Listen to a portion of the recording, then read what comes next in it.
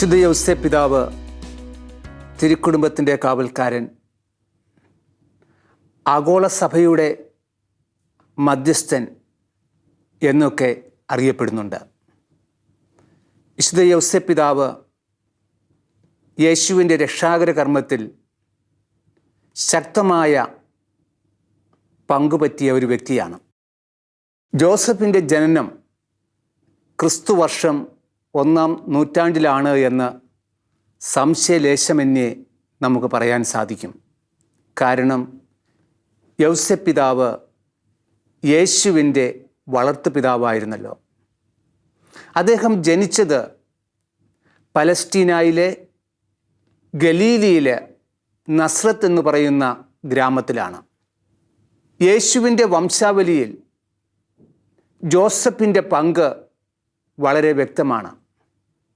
യേശുവിനെ ദാവീദുമായി ബന്ധപ്പെടുത്തുന്നത് ജോസഫിലൂടെയാണ്. മത്തായിയുടെ സുവിശേഷം 1-ാം അധ്യായം 17-ാം തിരുവചനത്തിൽ യേശുവിൻ്റെ വംശാവലിയുടെ സംഗ്രഹം നമ്മൾ കാണുന്നുണ്ട്. അവിടെ ഇപ്രകാരമാണ് സൂചിപ്പിക്കുന്നത്: അബ്രാഹം മുതൽ ദാവീദ് വരെ 14 തലമുറയും, ദാവീദ് മുതൽ ബാബിലോൺ പ്രവാസം വരെ 14 തലമുറയും, ബാബിലോൺ പ്രവാസം മുതൽ യേശു വരെ 14 തലമുറകളുമാണ്.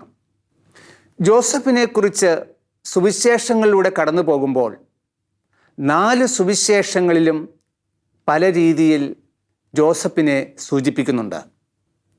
ഒരുപക്ഷെ മർക്കോസിൻ്റെ സുവിശേഷത്തിൽ വളരെ വ്യക്തമായി ജോസഫിനെ സൂചിപ്പിക്കുന്നില്ലെങ്കിലും മത്തായിയുടെ സുവിശേഷത്തിലും ലൂക്കായുടെ സുവിശേഷത്തിലും യോഹന്നാൻ്റെ സുവിശേഷത്തിലും ജോസഫിനെക്കുറിച്ച് പ്രതിപാദിക്കുന്നുണ്ട്. വിശുദ്ധ യൗസേപ്പ് പിതാവിൻ്റെ ജോലി മരപ്പണിയായിരുന്നു എന്നുള്ളത് സുവിശേഷത്തിലൂടെ നമുക്ക് മനസ്സിലാക്കാൻ സാധിക്കും.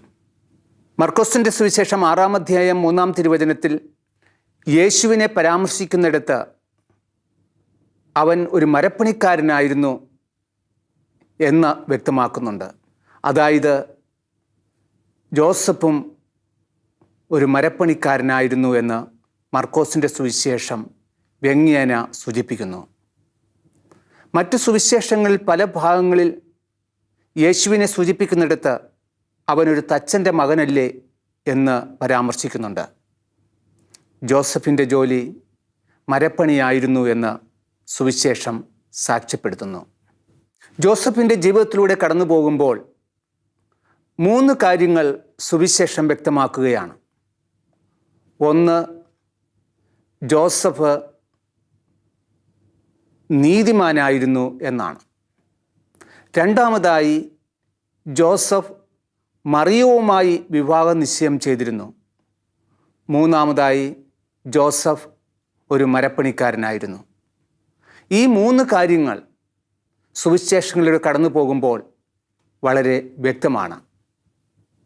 അതിൽ ജോസഫിൻ്റെ വ്യക്തിത്വം മുഴുവൻ നിറഞ്ഞു നിൽക്കുന്ന പരാമർശമാണ് ജോസഫ് ഒരു നീതിമാനാണ് എന്നുള്ളത്. മത്തായിയുടെ സുവിശേഷം 1-ാം അധ്യായം 18-ാം തിരുവചനം ഇപ്രകാരം പറയുന്നു: യേശുക്രിസ്തുവിൻ്റെ ജനനം ഇപ്രകാരമായിരുന്നു. അവൻ്റെ മാതാവായ മറിയവും ജോസഫും തമ്മിൽ വിവാഹ നിശ്ചയം കഴിഞ്ഞിരിക്കെ അവർ സഹവസിക്കുന്നതിന് മുമ്പ് അവൾ പരിശുദ്ധാത്മാവിനാൽ ഗർഭിണിയായി കാണപ്പെട്ടു. പരിശുദ്ധ കന്യകാമറിയം ഗർഭവതിയായി കാണപ്പെട്ടത് പരിശുദ്ധാത്മാവിനാലാണ്. ആർക്കാണ് കന്യകാമറിയം പരിശുദ്ധാത്മാവിനാൽ ഗർഭവതിയായി കാണപ്പെട്ടത്?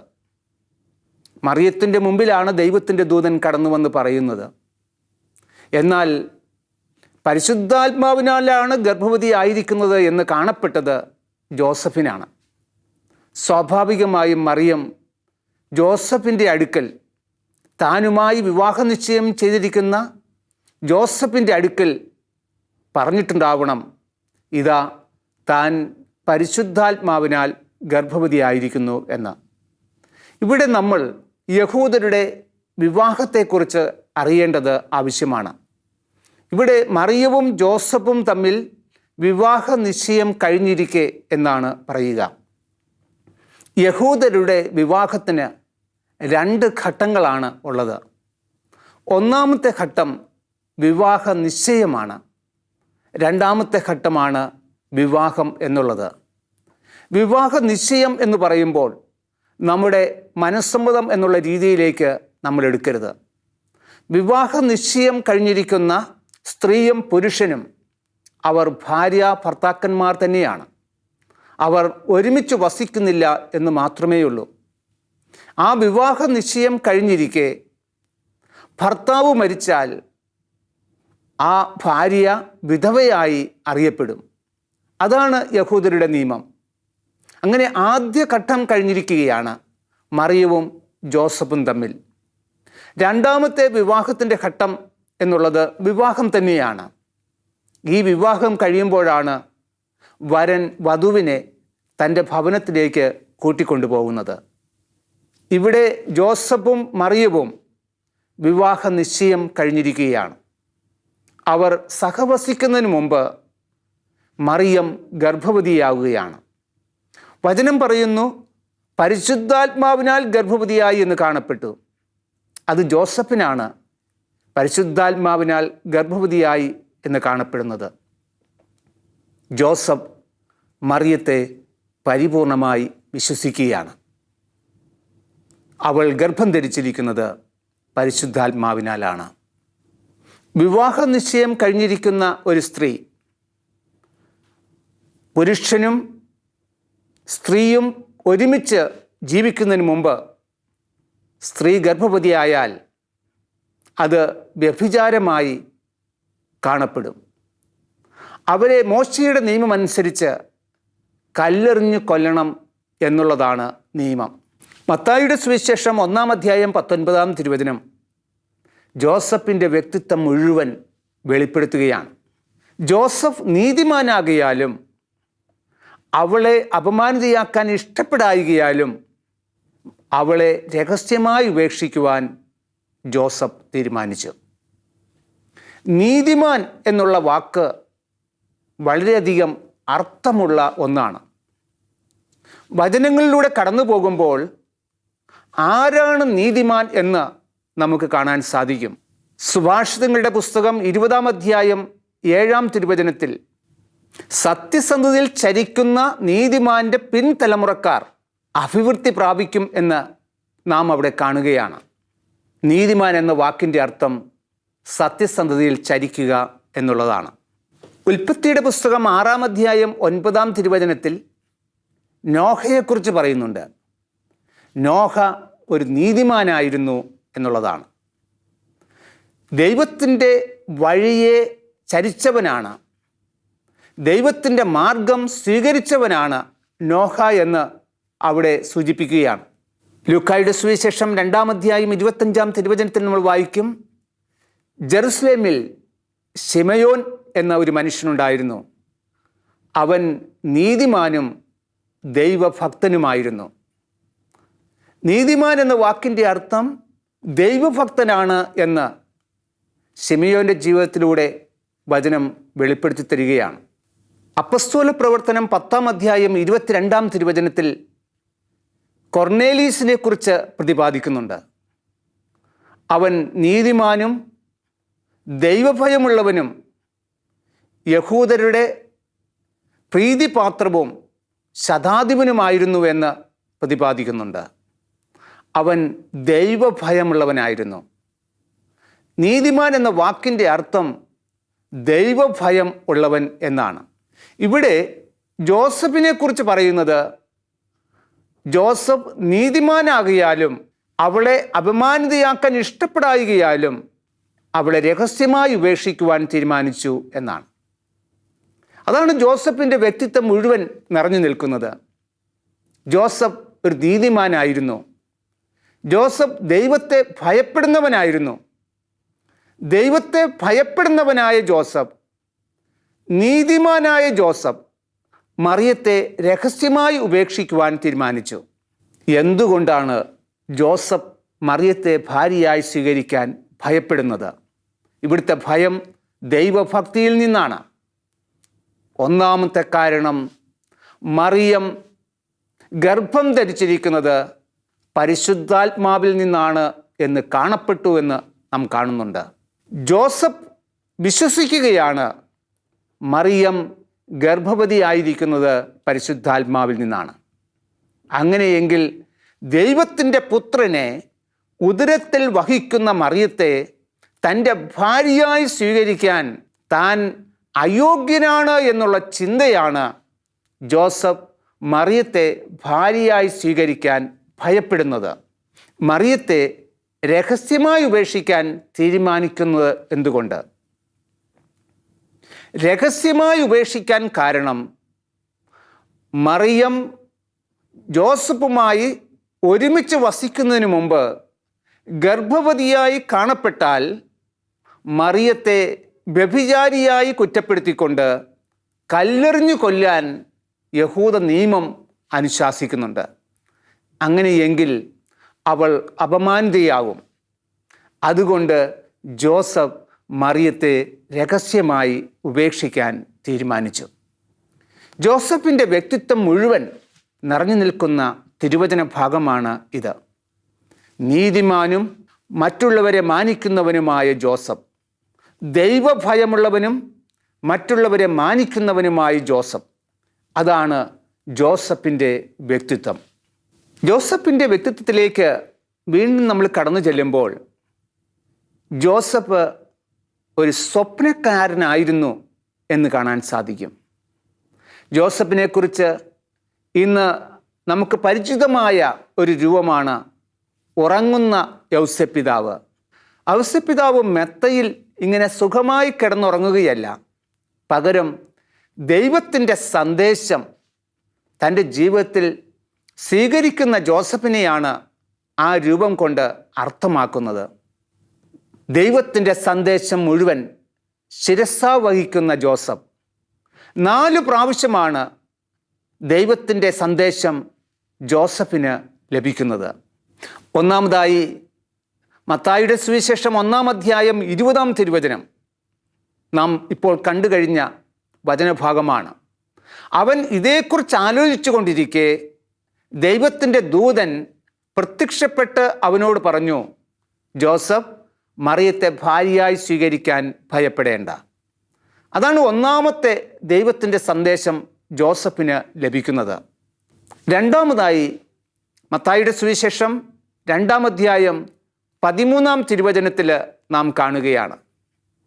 ദൈവത്തിൻ്റെ ദൂതൻ ജോസഫിന് പ്രത്യക്ഷപ്പെട്ട് ജോസഫിനോട് പറഞ്ഞു, അമ്മയെയും കുഞ്ഞിനെയും കൂട്ടി ഈജിപ്തിലേക്ക് പലായനം ചെയ്യുക. മത്തായിയുടെ സുവിശേഷം 2-ാം അധ്യായം 19-ാം തിരുവചനത്തിൽ 3-ാമത്തെ ദൈവസന്ദേശം ജോസഫ് ശ്രവിക്കുകയാണ്. ഈജിപ്തിലായ ജോസഫിനോട് ദൈവത്തിൻ്റെ ദൂതൻ പറയുകയാണ്, അമ്മയെയും കുഞ്ഞിനെയും കൂട്ടി നീ ഇസ്രായേലിലേക്ക് മടങ്ങുക. അങ്ങനെ ദൈവത്തിൻ്റെ 3-ാമത്തെ അരുളപ്പാട് ജോസഫിന് ലഭിക്കുകയാണ്.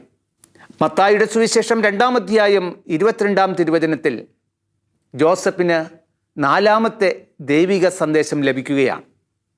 ആ ദൈവിക സന്ദേശത്തിൽ നിന്നാണ് ജോസഫ് നസ്രത്ത് എന്ന ചെറു പട്ടണത്തിൽ പോയി താമസം ആക്കുന്നത്. അവിടെ ജോസഫും മറിയവും യേശുക്രിസ്തുവും ഒരുമിച്ച് ജീവിക്കുകയാണ്. പ്രിയപ്പെട്ടവരെ, ഈ 4 സ്വപ്നങ്ങളിലും ജോസഫിൻ്റെ വ്യക്തിത്വം വീണ്ടും പ്രകടമാവുകയാണ്. ദൈവത്തിൻ്റെ ദൂതൻ ജോസഫിനോട് പറയുമ്പോൾ ഒരക്ഷരം ജോസഫ് തിരിച്ചു പറയുന്നില്ല എന്നുള്ളതാണ്. ജീവിതത്തിൻ്റെ പ്രതിസന്ധി ഘട്ടത്തിൽ സംയമനം പാലിക്കുന്ന ജോസഫിനെയാണ് സുവിശേഷത്തിൽ നമുക്ക് കാണാൻ സാധിക്കുന്നത്.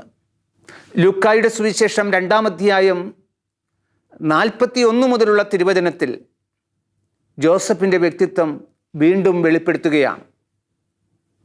യേശുവിന് 12 വയസ്സായിരിക്കെ ജോസഫും മറിയവും കൂടി ജെറുസലേം ദേവാലയത്തിലേക്ക് യേശുവിനെ കൂട്ടിക്കൊണ്ടുപോകുന്നു.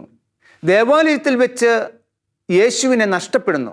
തിരിച്ച് യേശുവിനെ അന്വേഷിച്ചു വരുന്ന തൻ്റെ മാതാപിതാക്കളുടെ മുമ്പാകെ യേശു പറയുന്നൊരു കാര്യമുണ്ട്.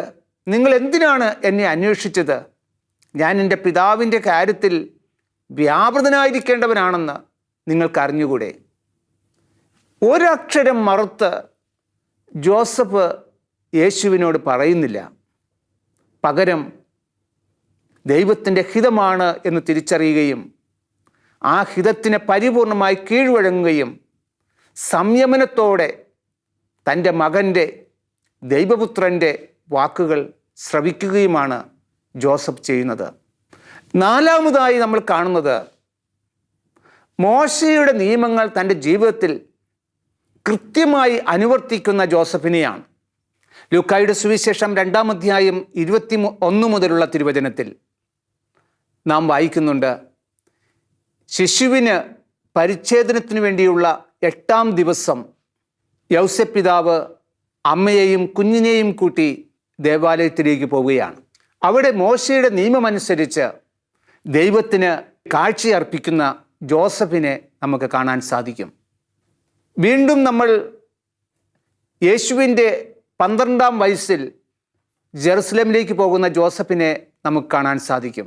മോശയുടെ നിയമമനുസരിച്ചാണ് അവർ ജെറുസലേമിൽ പോയത്.